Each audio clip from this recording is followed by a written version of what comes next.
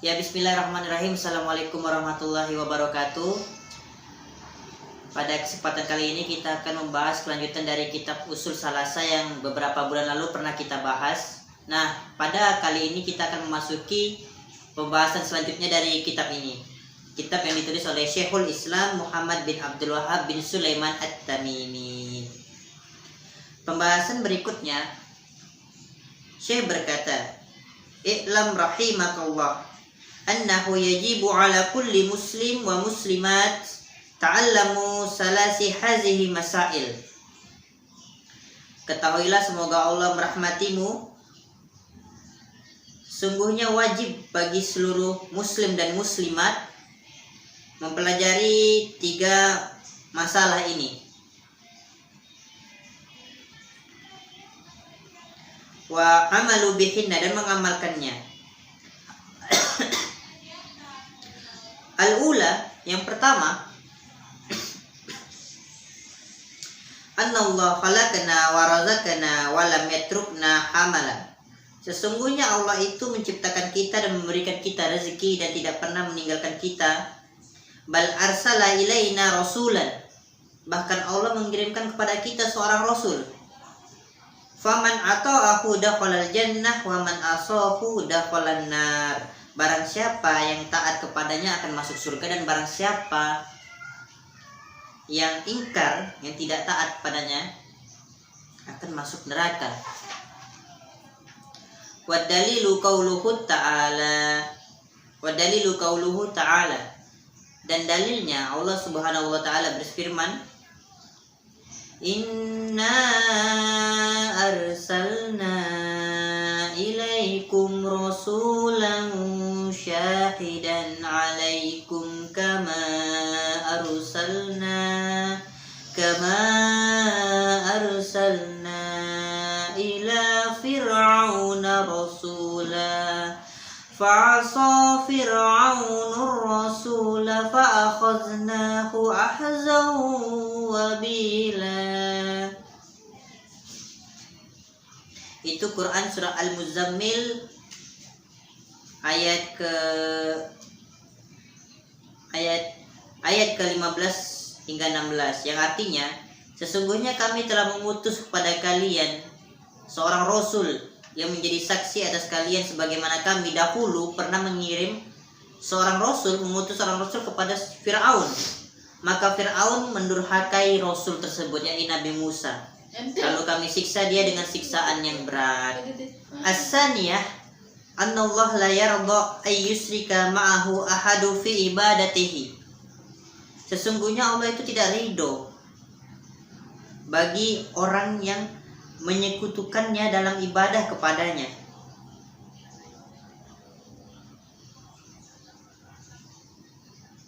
La malaku muqarrabun wala nabiyyu mursalun.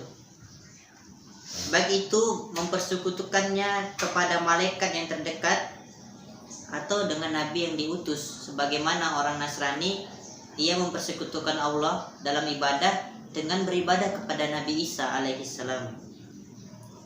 Wa dalilu qauluhu ta'ala, wa anal masajida lillahi fala tad'u ma'allahi ahada. Dan sesungguhnya masjid-masjid itu adalah kepunyaan Allah, maka janganlah kalian menyembah seorang pun di dalamnya di samping menyembah Allah. Quran surat Jin ayat ke-18. As-salisah, anna man ata'a ar-rasula wa wahadallahu la yajuzu lahu muwalatu man hadallaha wa rasulah walau kana aqraba qarib.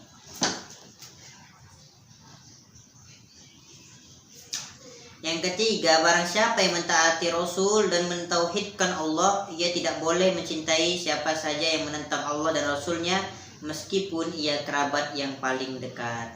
Dalilnya dalam Quran surat Al-Mujadilah ayat ke-22.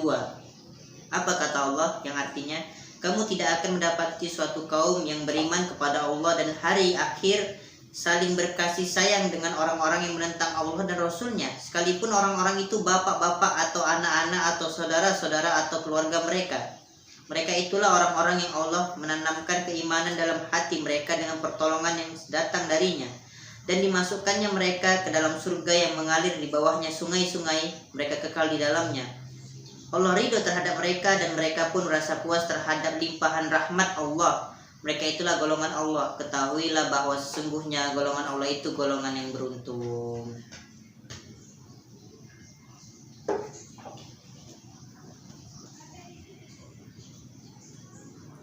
Kemudian Syekh berkata, "I'lam arsyadaka Allahu li ta'ati annal hanifiyah millata Ibrahim." Ketahuilah semoga Allah Subhanahu wa taala membimbingmu untuk mentaatinya bahwa Hanifiyah itu artinya agama yang lurus, yang terbebas dari kemusyrikan. Millah itu agama. Millatu Ibrahim, agamanya Ibrahim, yaitu hendaknya engkau beribadah kepada Allah semata dengan memurnikan ketaatan, ikhlas dalam beribadah itu hanya untuk Allah, tidak kepada yang lain.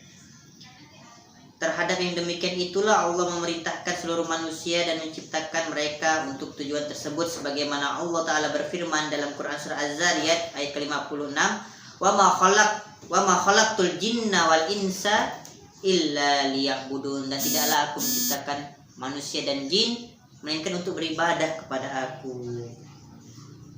Dan Syekh menafsirkan ayat ini, makna ya'budun, agar beribadah kepadaku, adalah yuwahidun itu artinya mentauhidkan Allah.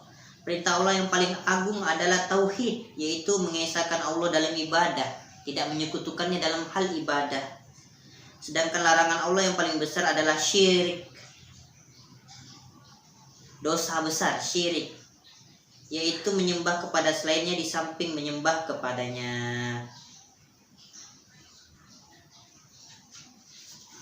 Dalilnya Allah berfirman dalam Quran surat An-Nisa ayat ke-36, wa'budullaha wa la tusyriku bihi syai', dan sembahlah Allah. Sembah itu tadi katanya yuwahidun itu mentauhidkan, dan tauhidkanlah Allah dan janganlah kalian menyekutukannya dengan sesuatu apapun. Inilah pembahasan kedua dari kitab Al-Usul As-Salasa karya Syekh Muhammad bin Abdul Wahab, dan akan kita lanjutkan pembahasan berikutnya di lain waktu. Assalamualaikum warahmatullahi wabarakatuh.